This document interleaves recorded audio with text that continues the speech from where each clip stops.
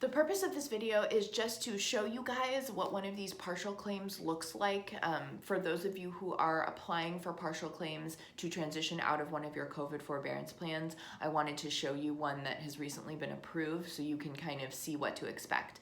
If you're a subscriber to the page, welcome back. If not, subscribe, like the video. I always love hearing from you guys, so if you have comments or questions, let me know what that is.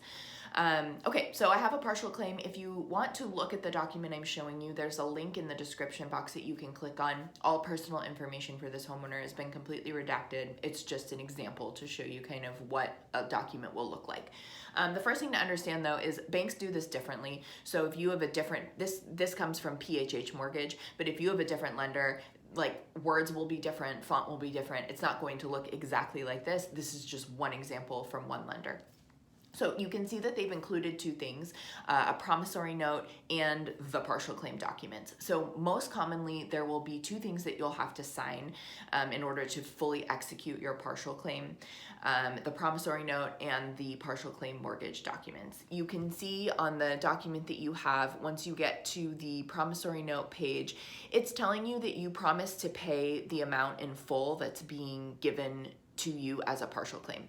So as a reminder, if you have an FHA loan and you get approved for a partial claim, following a COVID forbearance, what they're doing is they're saying this amount of money that you missed, meaning your arrears, the amounts you didn't pay on the forbearance plan, is going to basically sit in second position, not bearing any interest for the remainder of your loan, meaning for the remainder of time until your loan matures, you will have this secondary amount. You will not be paying interest on it.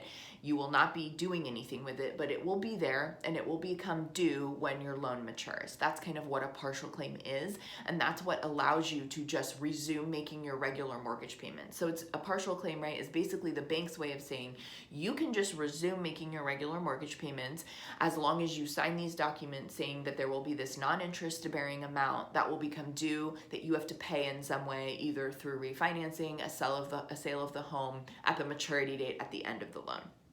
So the first thing you'll see is a promissory note.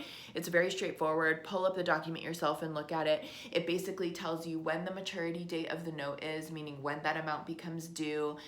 You can see on this document that the maturity date is 2049. It will confirm that you have to pay this amount at the maturity date of the loan, and it will have some information about like what your obligations are and what this note means and where it applies. So just kind of scroll through that. Typically promissory notes that accompany partial claims are pretty short and straightforward. There's not going to be a ton of information there. This particular one requires a specific signature on the promissory note and a notary. So if you have questions about signatures and notaries, there are other videos here about what to do when you get to that point. That is the promissory note. That's basically you saying you have a personal obligation to pay this money at the end. You accept their offer to take that amount that you owe and just hold tight with it until the maturity date of the loan so that you can resume your regular mortgage payments. The second part of this document is the actual partial claim mortgage. This should have more information. You can see it'll have the property address. It'll have the principal of this partial claim amount that they're giving you. It'll have a ton of kind of boilerplate standard language related to the laws in your state, wherever that is. It'll tell you kind of what will happen if you do not pay this partial claim at the end when it becomes due.